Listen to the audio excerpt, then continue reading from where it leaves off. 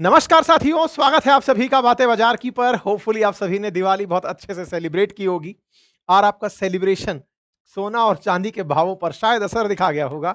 मैं ऐसा इसलिए बोल रहा हूं क्योंकि चांदी की कीमतों में 8% की गिरावट और सोने की कीमत में 6.5% की गिरावट दर्ज की गई है।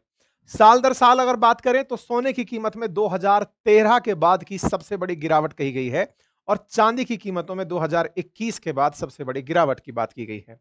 चांदी की कीमत से डरते हुए बाजार को डर लग रहा है कि कहीं ये 1980 और 2011 की तरह फिर से जमीन पर तो नहीं ला पटकेगी, क्योंकि एक बार पहले भी चांदी के भावों ने इसी तरह लाखों का भाव छुआ था और फिर धड़ाम से नीचे आ गिरी थी। 1980 और 2011 में ऐसा क्या हुआ था, आज के सेशन में इस विषय पर चर्चा होगी। साथ ही साथ में सोने के भाव के साथ जो अभी हुआ, क्या वो गिरता भाव हमें ये मौका तो नहीं दे रहा है कि भैया तुम समय से नहीं खरीद पाए थे, अब आ जाओ और खरीद लो, ताकि अपने मन का मलाल पूरा हो जाए। क्योंकि त्योहार के दौरान आप में से बहुत सारे लोग जो सोने चांदी के बढ़ते भावों के चलते शायद गोल्ड नहीं खरीद पाए थे, उन्हें ये एक अपॉर्चुनिटी तो नहीं। आज के सेशन में सारी चीजों पर चर्चा होगी। चर्चा इसलिए खास होगी क्योंकि इस तरह का जब भी समय आता है, मार्केट का गिरना हो, मार्केट का उठना हो, मार्केट जब उठ रहा होता है तो एक मोमेंटम होता है कि चलो निवेश करते हैं। लेकिन एक स्मार्ट इन्वेस्टर क्या करता है, वो बाजार गिरने का इंतजार करता है या उठने का, आज के सेशन में जानकारी लेंगे। निवेश करने वालों के लिए ये कितना अच्छा मौका है, इसे भी समझने का प्रयास करेंगे। तो चलिए शुरू करते हैं सोने चांदी की भावों के ऊपर चर्चा। और इस भाव में सोना, जो कि इस समय सबके लिए निवेश का सबसे सिंगल पॉइंट एजेंडा बना हुआ था कि बस पहुंच जाओ और निवेश कर लो, लेकिन आज उसने जिस तरह की गिरावट देखी, चांदी ने जिस तरह की गिरावट देखी, वो फिलहाल सुर्खी बनी हुई हैं। सुर्खियां 1980 और 2011 की याद दिला रही हैं। कहा जा रहा है कि फिर से ये 1980 और 2011 में तो लेकर नहीं चला जाएगा, जब भाव इस तरह से गिरकर नीचे आए थे।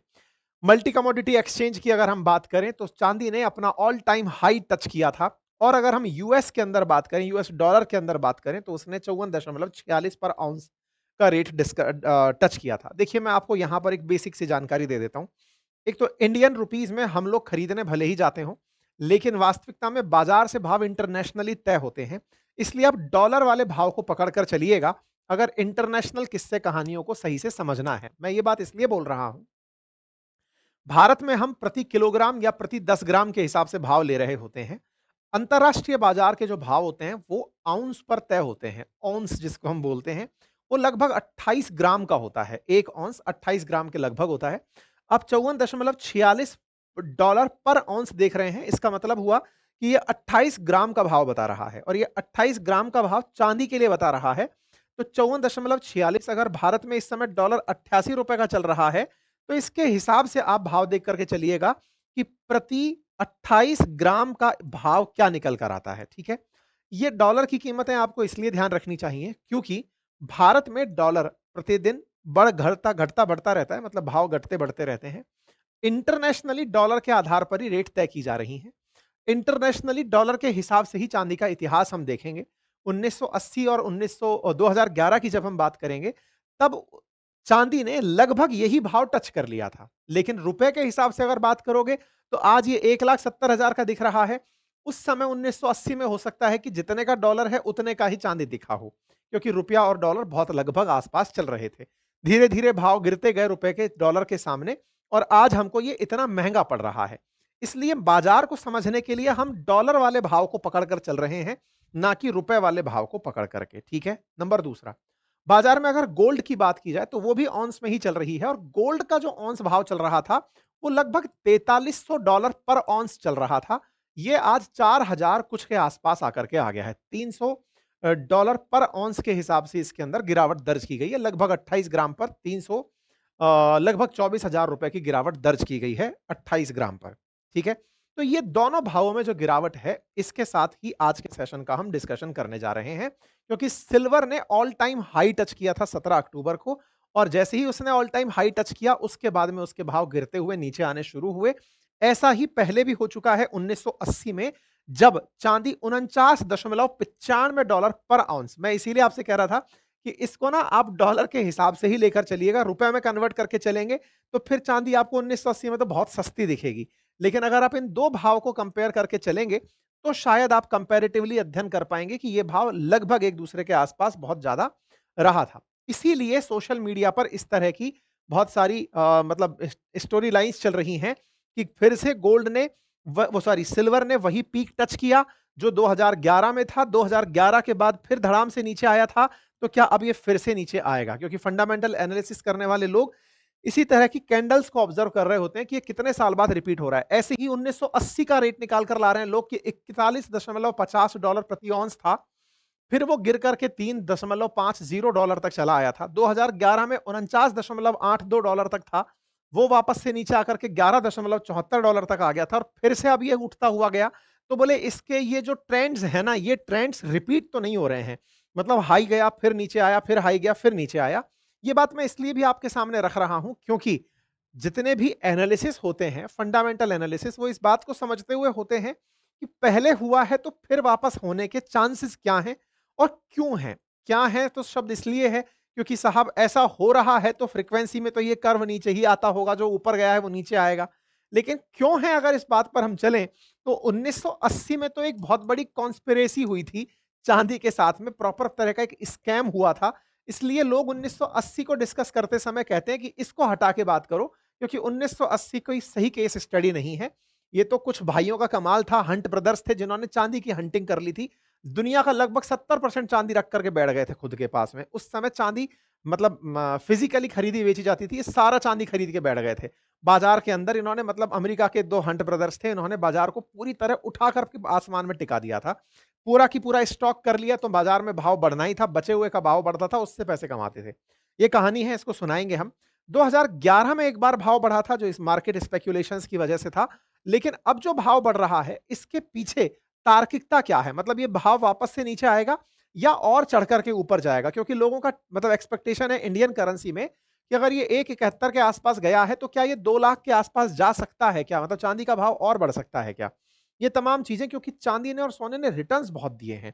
अभी मैं आपको बताऊंगा कि इसके रिटर्न्स को लेकर के सिल्वर प्राइस ने 10 महीने के अंदर रुपया डबल कर दिया है। मैं आपके सामने कुछ मतलब आंकड़े रखता हूं, आप देख करके अंदाजा लगाइए। 10 महीने में चांदी ने 1 लाख का जिसने इन्वेस्टमेंट किया था उसे 2 लाख रुपए बनाकर दे दिए। गोल्ड ने 1 लाख पर 63,000 बनाकर दिए। निफ्टी ने 1 लाख रुपए पर 6500 रुपए बनाकर दिए। यानी इंडेक्स का जो रिटर्न है वो 6500 रुपए का ही आया, यानी 6.5% का आया। और एफडी का रिटर्न 5.9% के आसपास आकर के टिका। तो सिल्वर ने तो सीधा 100% रिटर्न दिया, गोल्ड ने 63% रिटर्न दिया। स्टॉक मार्केट और एफडी ये सबसे लीस्ट परफॉर्मिंग एसेट्स रहे। 1 साल की अगर हम बात करें, ये तो 10 महीने की है। 1 साल की अगर बात करें तो चांदी 94% रिटर्न देके गई है। और 3 साल की अगर बात करें तो 206% रिटर्न चांदी दे करके गई है। तो ये नंबर्स ऐसे हैं जो लोगों को अपनी तरफ आकर्षित करते हैं कि भैया चलो इसमें इन्वेस्टमेंट करते हैं। इसके पीछे का बहुत बड़ा कारण जो आप जन-जन को पता है वो यही है कि यार ट्रंप इतने अनिश्चित आदमी हैं, जिनके चलते मार्केट के अंदर सेफ हेवन तलाशे जा रहे हैं। ट्रंप की नीतियों के चलते बाजार पूरी तरह गड़बड़ाए हुए हैं। लोग निवेश के लिए सेफ हेवन तलाशते हैं कि भाई डॉलर में इन्वेस्टमेंट मत करिए, या फिर दुनिया के अंदर जो ट्रेड है उसको तो बिल्कुल हटा दो साइड में। स्टॉक तो बुरी तरह प्रभावित हो सकते हैं, इनसे बच के चलना है। तो स्टॉक से बचने के लिए बोले क्या करें? बोले चलो जो सेफ इन्वेस्टमेंट है, फिर चाहे वो क्रिप्टो का हो रहा हो, चाहे गोल्ड का हो रहा हो, चाहे सिल्वर, बोले उनमें कर लो जो कि ट्रंप से अप्रभावित है। इसलिए लोग उस तरफ भागते हुए निकल रहे हैं, प्रॉपर्टी की तरफ भागते हुए निकल रहे हैं। तो यहां पे जो रिटर्न्स हैं 3 साल के अंदर सिल्वर, गोल्ड और निफ्टी के अगर रिटर्न्स देखे जाएं, निफ्टी 46% पर खड़ा है, गोल्ड 143% पर और सिल्वर 206% पर खड़ा हुआ है। तो 5 साल की भी अगर हम बात कर दें तो यहां पर रिटर्न्स में 5 साल के अंदर भी 256% का सिल्वर रिटर्न देकर के सबसे लीडिंग एसेट क्लास में आकर खड़ा हुआ है कि भाई साहब हम में निवेश करो और बढ़िया पैसा कमाओ। दिक्कत क्या होती है ना ऐसे इन्वेस्टमेंट के साथ में, अब आप में से बहुत सारे लोग ये सुनकर के मन में एक ही मलाल लेकर के आते हैं, भाई साहब हम क्यों एंट्री नहीं किए थे यार, हम सही समय पे एंट्री कर गए होते तो आज तो पैसा ही पैसा टाइप से फीलिंग आ रही होती। दिक्कत क्या है ना, हमारे देश में बहुत सारे लोगों को सही मायने में तो इन्वेस्टमेंट के तरीके ही नहीं पता है। तरीके नहीं पता है से मतलब है कि हमें अगर गोल्ड और सिल्वर का भाव कोई दिखा दे तो हमें केवल जौहरी की दुकान दिखाई देती है कि जाइए सुनार के पास से थोड़ा सा गोल्ड खरीद लाइए, दुकान पर ज्वेलरी शॉप पर जाइए सामान खरीद लीजिए, हो गया इन्वेस्टमेंट। मैं बहुत बार आपसे कह चुका हूं सिल्वर और गोल्ड का वो इन्वेस्टमेंट इन्वेस्टमेंट है नहीं टेक्निकली। क्यों नहीं है? क्योंकि आप ज्वेलरी लेकर आ रहे हैं, वो ऑर्नामेंट्स हैं, वो आपके लिए एसेट्स नहीं है, वो लायबिलिटी की तरह से समझिए। पैसा चला गया, उसको आप जरूरत के समय बेचने वाले नहीं हैं। वही वाली बात कि उसको आपने मान से, इज्जत से, सम्मान से इतना जोड़ लिया है कि आप उसको जोड़ बेच नहीं पाएंगे। जबकि ये जो रिटर्न्स लेने वाले लोग बाग है ना, ये इन्वेस्टमेंट करते हैं। आप में से बहुत सारे लोग इस बात को लेके क्यूरियस हो सकते हैं, फिर इन्वेस्टमेंट करते कैसे हैं? मतलब ये सिल्वर और गोल्ड में जो पैसा कमा रहे हैं लोग, 256% रिटर्न, मेरे पास जो रखा-रखा गोल्ड इतने का हो गया, मैं खुश हूँ कि मेरे पास गोल्ड इतने का हो गया। नहीं, आप खुश ही रहिए बस। आप उसका पैसा बना करके बाजार में कुछ और कर नहीं पाएँगे उसका, वही वाली बात है। तो ऐसे में ये जो लोग पैसा बना रहे हैं, ये लोग वो हैं, जिन्होंने गोल्ड और सिल्वर के कुछ तरीके खोज लिए हैं इन्वेस्टमेंट के। मैंने पहले भी कई सेशंस में आपको बताया है कि जो फिजिकल गोल्ड खरीद रहे हैं, वैसी ही फिजिकल सिल्वर खरीद रहे हैं, वैसी ही ताकत गोल्ड और सिल्वर खरीदने के कुछ और अल्टरनेटिव तरीके भी हैं, जिनको आप समझ सकते हैं म्यूचुअल फंड्स के थ्रू, ईटीएफ्स के थ्रू, डिजिटल गोल्ड्स के थ्रू। मैंने कई मोड और मीडियम आपको समझाए हैं कि कैसे गोल्ड को खरीद सकते हैं, कैसे सिल्वर को खरीद सकते हैं। और आप में से बहुत सारे लोग जो निफ्टी में इन्वेस्टमेंट यानी कि स्टॉक मार्केट में इन्वेस्टमेंट का म्यूचुअल फंड का तरीका जानते हैं, उन्हें यह भी पता होना चाहिए कि सिल्वर और गोल्ड के अंदर भी म्यूचुअल फंड्स के थ्रू इन्वेस्टमेंट किया जा सकता है। असल में जो पैसा जिनको बना करके घर जा रहे हैं ना, उन लोगों को थोड़ा-सा समझिएगा, उनका आपको अध्ययन ज़रूरी है ना? प्राइस जो है 22% अक्टूबर के अंदर बढ़े। आप में से बहुत सारे लोगों ने विचार भी कर लिया होगा ना कि गोल्ड खरीदते हैं, उस सेम समय पर बेच के भी नहीं आ पाया होगा। वहीं दूसरी तरफ जिसने कल म्यूचुअल फंड में पैसे लगाए थे, आज का भाव दिख रहा है, वो एग्ज़िट भी मार मार लिया। या फिर कल इसने स्टॉक मार्केट में पैसे लगाए थे, आज दिख रहा है कि गोल्ड सिल्वर यहाँ चल रहा है, वो उसको लग रहा है बाजार गिर रहा है, उसको लोड लेना था, निकल लिया भाई। तो कुल मिलाकर बाजार के अंदर जो ट्रेड कर रहे हैं ना, वो लोग मुनाफे वाली चीज पर खेल रहे हैं। इसीलिए मैं आज आपको एक तरीका भी बताऊंगा कि आप कैसे गोल्ड और सिल्वर के अंदर इस तरह के जब भी प्राइस अप्स एंड डाउन्स होते हैं, उसमें कैसे ट्रेड ले सकते हैं। उसमें आपके लिए म्यूचुअल फंड कैसे एक बेहतर ऑप्शन बनकर आ सकता है, मैं उसके बारे में आपको जानकारी आज के सेशन में दूंगा। फिलहाल के लिए हम चर्चा कर रहे हैं कि प्राइस क्रैश होने का बड़ा रीजन क्या है। तो जैसा आप में से बहुत सारे लोग एक मन में भाव रखते हैं ना, अरे भाई साहब अब तो इसका औकात से ज्यादा भाव चला गया, इससे ज्यादा नहीं जाएगा। क्योंकि हमारे देश में ये भी तो होता है ना कि और कितना ऊपर जाएगा भाई, अब तो इसको नीचे ही आना है, इसने अपनी हाइट टच कर ली, अब नीचे आने का टाइम आ गया है। ऐसे में जो प्रॉफिट बुकिंग की फीलिंग होती है ना, वो इन्वेस्टर में एनी टाइम रहती है कि भाई अब ले लो, बहुत ज्यादा चला गया भाव, इसको तो नीचे आने का टाइम हो गया है। वहीं दूसरी ओर जब डॉलर मजबूत हो रहा होता है तो और इन्वेस्टमेंट पुअर होने लगते हैं, या फिर कहिए स्टॉक मार्केट जब मजबूत हो रहा होता है तब इन्वेस्टमेंट के और रूट कमजोर होने लगते हैं। ये बिल्कुल उल्टा चलते हैं। स्टॉक मार्केट अगर गिरा पड़ा है तो स्टॉक मार्केट की जगह और गोल्ड में, क्रिप्टो में, सिल्वर में, इनमें इन्वेस्टमेंट हो रहा होता है। और जब स्टॉक मार्केट उठ रहा होता है तो बाकी लोग कहते हैं अब तो यार स्टॉक उठ ही रहा है, ये तो बहुत सेफ पैसा दे करके चला जाएगा। ठीक है। तीसरा, अमेरिका के अंदर जो फेडरल रिजर्व की, मतलब जिस तरह से अपने आरबीआई है, ऐसे अंदर वहां पे अमेरिका में फेड रिजर्व चलता है, उसके अंदर भी इंटरेस्ट रेट को लेकर कुछ स्पेक्युलेशन चल रहे हैं। उनका एक कंबाइंड इफेक्ट आता है बाजार के ऊपर, गोल्ड गिरता है नीचे, सिल्वर गिरता है नीचे, बाजार में भाव धड़ाम से नीचे आकर के शुरू हो जाता है कि भाई गिर गए। तो हमारे देश में ना एक बड़ा सवाल इस बात को लेकर के बनता है, और ये एक अच्छे ट्रेडर की निशानी भी है जो ये समझ जाते हैं कि निवेश मुझे कैसे करना है। उसके अंदर एक थॉट भी चल रहा होता है कि भाई एक बात बताएं, बाजार का भाव अब गिर गया है तो क्या मैं अब एंट्री कर जाऊं? देखिए, ये बात तो सच है कि स्टॉक मार्केट में भी आप में से बहुत सारे लोगों ने 85,000 पर जब सेंसेक्स चल रहा था वो देखा था, 85,000 पर सेंसेक्स था, आप लोगों ने ऑब्जर्व किया था। ट्रंप आए, स्टॉक मार्केट को खींचकर 73,000 पर ले गए।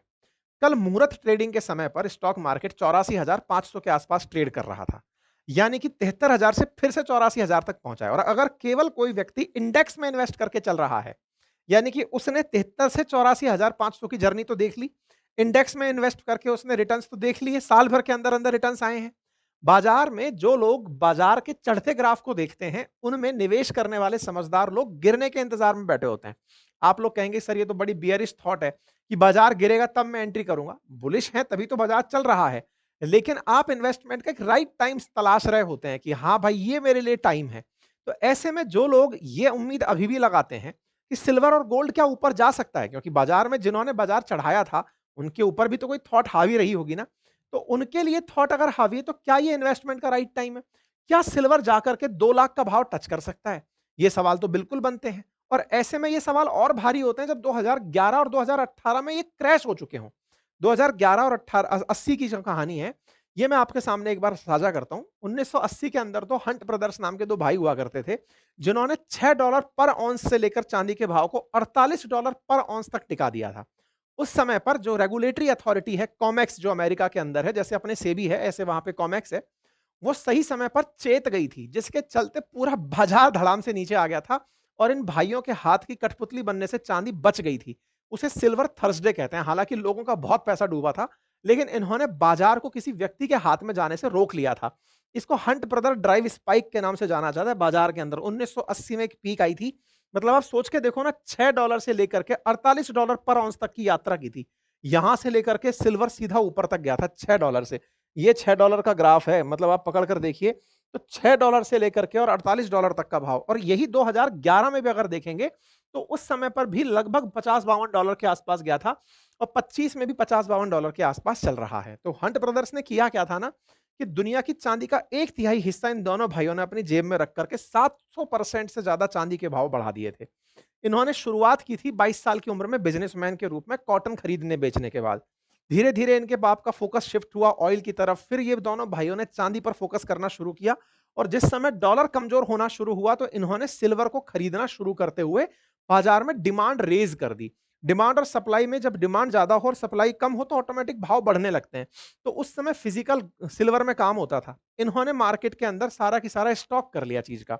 जैसे होता है ना काला बाजारी टाइप से, कि हमने तो रोक कर रख लिया बाजार, अब हमने स्टॉक कर लिया, तो बाजार में अब बाकी लोग खरीदने के लिए जो भी मिल रहा है उसको औने पौने दाम में खरीदेंगे। लोगों के अंदर ये फीलिंग आ जाएगी कि यार ये इतना अचानक क्यों चढ़ रहा है, चलो हम भी खरीदते हैं। बस वही हंट ब्रदर्स ने किया था 1980 में। फिर वहां पर कॉमेक्स नाम से जो सरकार की संस्था है वो जागती है, कमोडिटी एक्सचेंज है वो जागता है, अपने यहाँ पर एक रूल लेकर आता है और वो कहता है कि भाई मार्जिन पर कमोडिटी नहीं खरीद पाओगे। मार्जिन का मतलब ये है कि 100 का माल 20 रुपए की साई पर नहीं उठा पाओगे, जिसको देना है पूरा कैश में उठाओगे। तो जो मार्जिन जैसे ही मना किया तो इनके पास पैसा खत्म हो गया। मार्जिन के ऊपर जैसे ही था, जैसे ही बोला मार्जिन पर नहीं खरीद पाओगे, तो जो इनके जैसे और ट्रेडर्स थे जो मार्जिन पर ट्रेड कर रहे थे, खरीदने का काम कर रहे थे, वो खाली हाथ हो गए। वो बेचने पर निकले तो इनको भी बेचना पड़ गया। क्यों? क्योंकि इनके पास भी पैसा नहीं था। ये तो स्टॉक में माल लेके बैठे थे, पैसा तो था ही नहीं जो रिटर्न कर सकें या फिर और सिल्वर खरीद सकें। ये तो मार्जिन पर बुक करते थे माल को, फिर स्पेक्यूलेशंस को चढ़ाते थे। तो इनका जब ग्राफ रिवर्स होने लगा तो चांदी धाड़ धाड़ धाड़ धाड़ नीचे आना शुरू हुई। तो इनके ऊपर क्रिमिनल इन्वेस्टिगेशन बैठा, फिर इनके ऊपर पेनल्टीज लगी। एक पूरा पूरा देश इनके चलते लगभग बर्बाद हुआ, पेरू जैसा देश। उसको इनको इनसे हर्जाना दिलवाया, इनको ट्रेडिंग से बैन करवाया। तो कुल मिलाकर के लोगों ने चांदी के साथ 1980 में खेला था। तो अब लेकिन फिलहाल ऐसा नहीं होता है, क्योंकि अब सरकार ने रेगुलेशंस बहुत लगा दिए। अब अगर एक ही अकाउंट से बहुत चांदी खरीदी जा रही है, कोई भी कमोडिटी का परचेज किसी सिंगल अकाउंट से हो रहा होता है, तो उस पर रेगुलेशंस अब बहुत हाई हैं। तो ऐसे में अब 1980 वाला दर्द तो नहीं है, या डर भी नहीं है। लेकिन हाँ, बाजार के भाव बढ़ रहे होते हैं तो दिमाग में एक पॉइंट तो रहता है कि यार ऐसा अब क्यों भाव बढ़ रहा है। तो इसके पीछे मेजर कारण इंडस्ट्रियल डिमांड मानी गई है। क्योंकि अभी क्या हो रहा है ना, कि जो हमारे सोलर पैनल बन रहे हैं और इलेक्ट्रिक व्हीकल्स बन रहे हैं, 50% चांदी केवल इंडस्ट्रियल यूज में काम आ रही है। मैं आपके सामने एक फैक्ट रखता हूं कि इंडस्ट्री में, मतलब सोलर पैनल्स बनने में और ये अपने जो इलेक्ट्रिक व्हीकल्स बन रहे हैं, 50% चांदी यूज में आ रही है। आप पूछेंगे काय में यूज आती है? असल में चांदी क्या है ना, एक अच्छी कंडक्टर है, मतलब सुचालक है। बिजली उसमें से अच्छे से प्रवाहित होती है।